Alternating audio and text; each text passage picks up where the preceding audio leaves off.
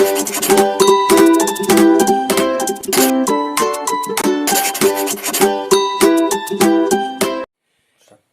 Students, Vidyasagar education সেন্টারের তরফ থেকে ক্লাস 9-এ স্টুডেন্টদের আমার শুভেচ্ছা। আজকে আমরা দেখো ম্যাথের একটা নতুন চ্যাপ্টার আমরা করব, যেটা হচ্ছে পেজ নাম্বার 21, সূচকের নিয়মাবলী। দেখতে পাচ্ছ সূচকের নিয়মাবলী অঙ্ক, এই চ্যাপ্টারটা আমরা করব। এখন সূচক চ্যাপ্টারটা তোমাদের কাছে সম্পূর্ণ নতুন। এই সূচক সম্বন্ধে তোমাদের কিছু জানার দরকার। সূচক কোনটাকে বলা হয়? যেমন সূচক হচ্ছে কি, যেমন আমরা যদি তার আগে যদি বলি, সূচকের যাওয়ার আগে যদি মনে করি ধরো 7 + 7 + 7 + 7, আমরা এটাকে করছি কি 4টে 7 আছে, আমরা এটাকে সংক্ষিপ্ত লিখতে পারি 4 × 7 = 28। এটা যোগ করলেও 28 হবে, আবার গুণ এরকম যদি, যেহেতু 4টে 4 7 আছে, তাহলে আমরা এটাকে এরকম ভাবে লিখতে পারি। ঠিক তেমনি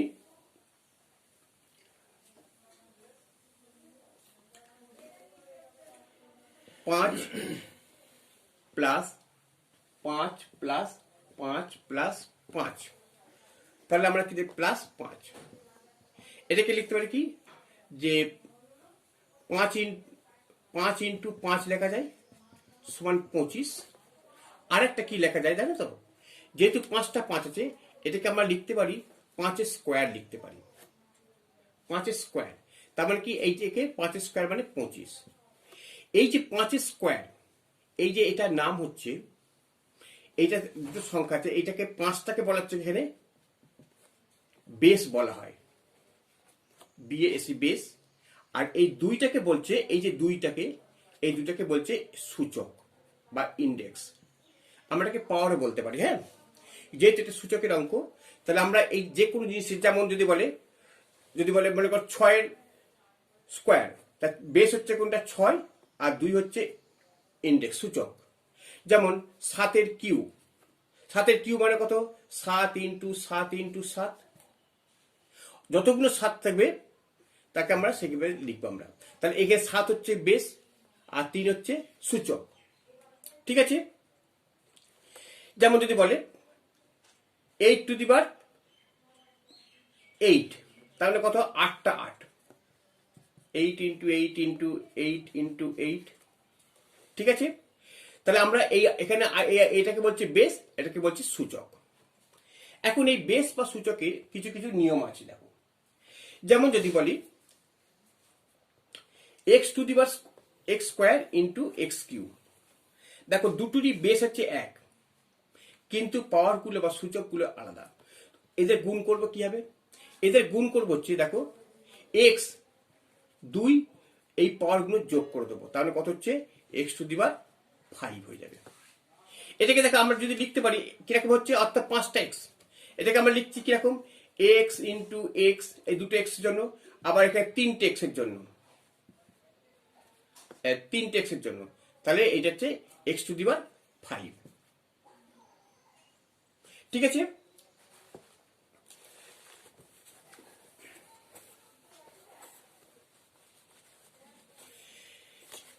এবার দেখো,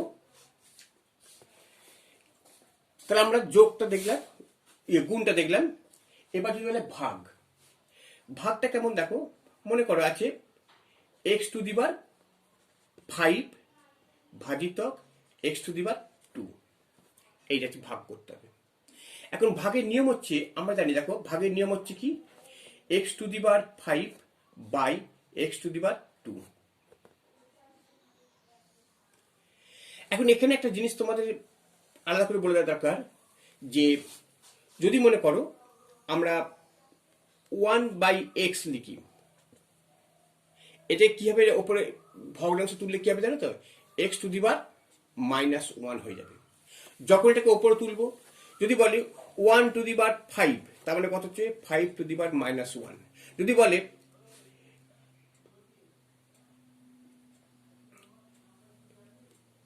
4⁷, তাহলে কি হবে? 7⁻⁻4।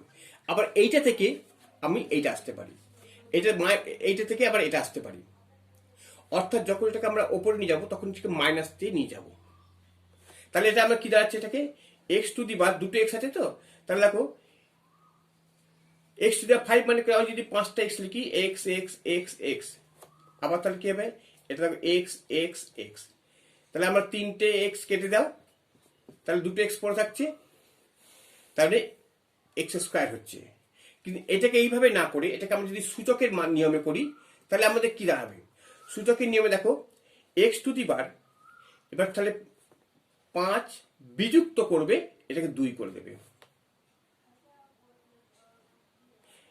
এটা 2 ছিল, তাহলে এটা 3 হবে, তাহলে এখানে দুটো কাটবে। হ্যাঁ, তাহলে এটা কত হচ্ছে, X to the power Q হয়ে যাবে। তাহলে X to the power Q মানে 3টে এক্স হবে, এটা 3টে এক্স হয়ে গেল। এইভাবে আমরা ভাগটা করব। যদি বলে X to the power M by X to the power N, তাহলে কত হবে, X to the power M minus N হয়ে যাবে, অর্থাৎ X to the power M minus N হয়ে যাবে। আবার এইটা থেকে আমরা এরকম ভাবে করতে পারি, ঠিক আছে। যেমন যদি বলে এক্স টু দি বার -4, এটা মানে কত হবে, এক্স টু দি বার -4, তার মানে এটা করবি, দেখো এক্স টু দি বার 4 করবো। এক্স টু দি বার -8 মানে কত হচ্ছে 1 টু দি বার x8, তাহলে মাইনাস করলে তাহলে নিচে আসবে, এটা আমরা দেখতে পেলাম। এটা বুঝতে পারছো তোমরা? আচ্ছা দেখো, এবার আমি এটা মুছে দিচ্ছি।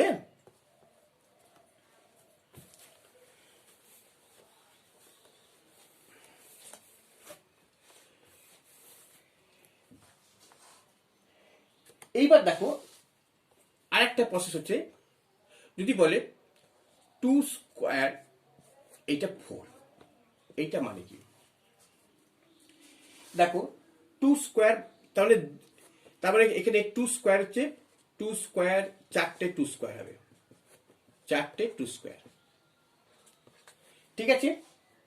তার মানে এবার দেখো একটা 2 লিখলে, এবার এই গুণের সময় পাওয়ারগুলো যোগ করে দাও, 2 প্লাস 2 প্লাস 2 প্লাস 2, তাহলে কত হচ্ছে, এটা সমান 2 দিয়ে 4 6 দিয়ে 8, 2 টু দি বার 8, এইটা হয়ে গেল। আর তাহলে আমরা সংক্ষেপে করতে এটার সঙ্গে গুণ করতে পারি। ঠিক তেমনি X to the power M by N, তাহলে কত হচ্ছে এটা, তার মানে আমরা X to the power M N করতে পারি। এক্স টু দি বার মনে করো 4 to the power Q by 7, তাহলে কত হচ্ছে 4 টু দি বার 21, তাহলে এখানে 4 টু দি বার কিউ সমান 7টা 4 টু দি বার কিউ করলে এইটা দাঁড়াবে, অর্থাৎ এইটা গুণ করে দিলেই আমরা এই পার্সেন্টটা পেয়ে যাচ্ছি।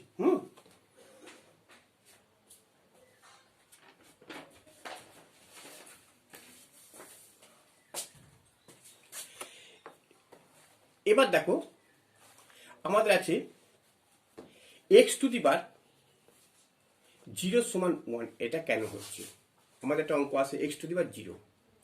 এখন এই যে 0 মানে কি, 0 মানে দেখো এক্স টু, মনে করো X to the power M minus M, এটা কেটে গেলে 0 হয়ে যাচ্ছে। যদি 0 হয়ে যায় তাহলে আমরা, তাহলে এক্স মাইনাস থাকলে কি করতে হবে, তাহলে X to the power M minus বললাম X to the power M, অর্থাৎ মাইনাস হলে ভাগ হবে, আর ভাগ হলে মাইনাস হবে। এবার এটা কেটে দাও, সমান 1 আছে 1, তাহলে এক্স টু দি বার 0 সমান 1 হচ্ছে, ঠিক আছে। এই যে নিয়মটা,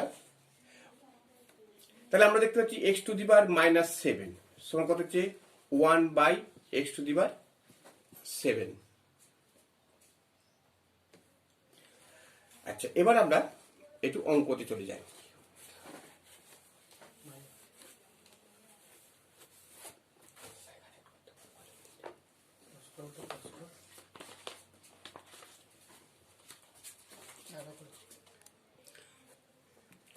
দেখো এবার আমরা একটু অঙ্ক চলে যাচ্ছি, তোমরা পেজ নাম্বার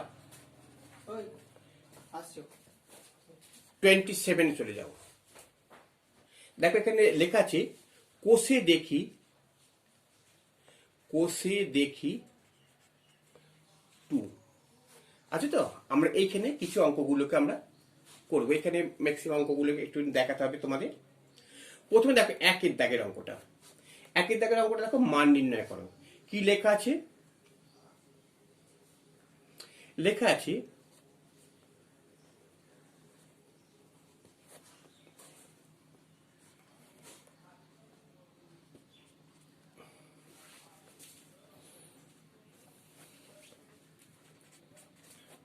দেখো এই যে অঙ্কটা তোমাদের বইতে আছে, এই অঙ্কটা করার আগে আমাদের একটু জানতে হবে এই যে রুট, রুট মানে এই যে রুট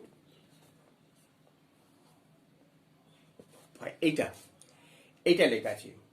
এখন আমরা জানি যখন দেবে একটা বর্গমূলের মধ্যে বলে, যদি বলে এই 4 এখানে আর কিছু নেই, তখন এখানে ধরে নিতে হবে এখানে একটা কিছু না থাকলে ধরে নেবে 2 আছে। তার মানে কি জানো তো? তার মানে বর্গমূলে 2 ইন্টু 2, তার মানে এই দুটোর জন্য তোমাদের একটা 2 বেরিবে। যখন যদি বলে রুট 16 কিছু নেই মানে তখন ধরে নেবে 2। কিন্তু যদি বলে মনে করে এখানে 3 আছে, তাহলে কি হবে? 3টের জন্য একটা সংখ্যা বেরোবে। অর্থাৎ কিরকম? যেমন আমি ছোট যদি ভাঙি 4 ইন্টু 4, 2 ইন্টু 2 ইন্টু 2 ইন্টু 2, তাহলে আমাদের এই যে 2 4টে 2 হচ্ছে তো, 3টের জন্য একটা 2 বেরিবে, কিন্তু একটা 2 থেকে যাবে। এটা আমাদের করণী চ্যাপ্টারতে বা বর্গমূল চ্যাপ্টারতে এটা আমরা করেছি।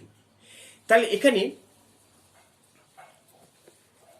দেখো এই যে জায়গাটা আছে বলছে এক্স, রুট ওভার এক্স, এইটা মানে কি জানো তো? এটা মানে হচ্ছে X to the bar half. যদি মনে করো এখানে আছে এক্স, এখানে 3 আছে, তাহলে কি লিখবো আমরা? এক্স টু দি বার 1/3। যদি যেমন 4, এটা হচ্ছে 5, তাহলে কি লিখবো? 4 টু দি বার 1/5।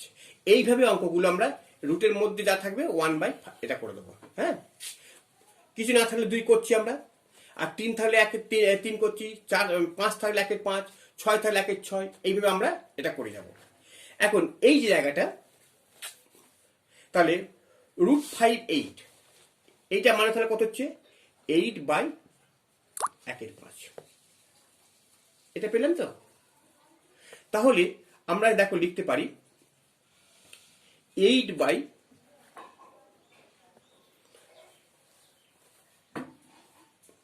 তাহলে অঙ্কটা হচ্ছে 8/1/5।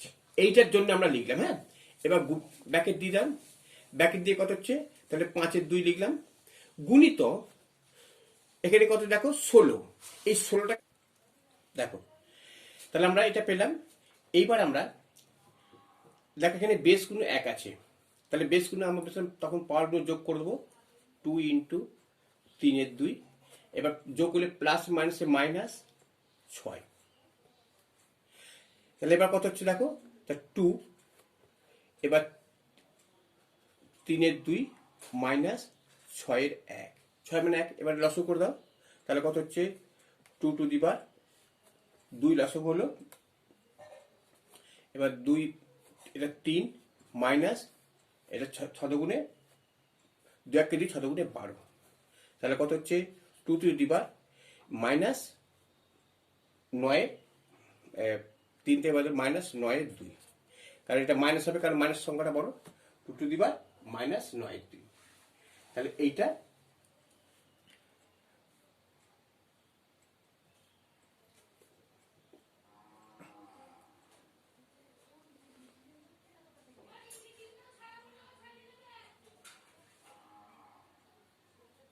এইটা আমাদের অ্যান্সার হলো। বুঝছো তো?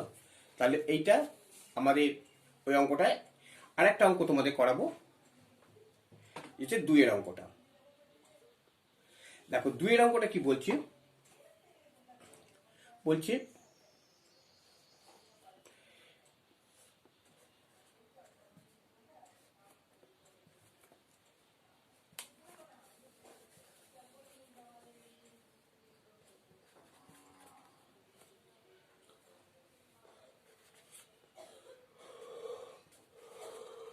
দেখো এই অঙ্কটা আছে 125 × to the power -2 into 16 -3/2 to the power, এবার দ্বিতীয় বন্ধনী দিয়ে -1/6।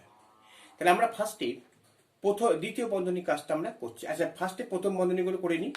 দেখো প্রথম বন্ধনীগুলো কীভাবে করবো আমরা। তাহলে দেখো প্রথম বন্ধনী হচ্ছে দ্বিতীয় বন্ধনী যেমন দিলাম, তাহলে 125টাকে আমরা কীভাবে লিখতে পারি। দেখো 125টাকে 3টে 5, তার মানে আমরা 5Q করলাম। এবার 3টে 5, এবার ব্যাকেট দিয়ে দাও, ব্যাকেট দিয়ে এখন শেষ হয়নি, -2 লিখলাম ইন্টু 16টাকে কি করবো আমরা। দেখো 16টাকে আমরা যদি বলি 2 টু দি পাওয়ার 4 করা যাবে, দিয়ে -3/2।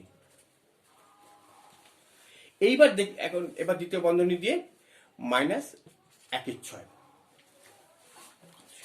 এবার দেখো তাহলে এটা কত হচ্ছে 5 কিউ, 5 তাহলে হচ্ছে তাহলে 5 3 ইন্টু -2, এটা গুণ হবে, গুণিতক 2 4 ইন্টু -3/2। এবার দ্বিতীয় বন্ধনী দিলাম, তাহলে কত হচ্ছে এটা -1/6। আচ্ছা, এবার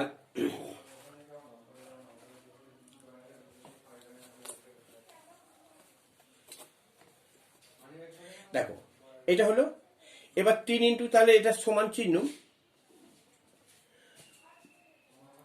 দ্বিতীয় বন্ধনী এখন রেখে দাও, 5 ইন্টু -6, তাহলে 5 টু দি পাওয়ার -6 ইন্টু একটু, এবার দেখো এই 2 এর সঙ্গে 4 কেটে দাও, হ্যাঁ, তা 2 two the power -6, 2 two the পাওয়ার -6, এই হলো। এবার হচ্ছে -1/6।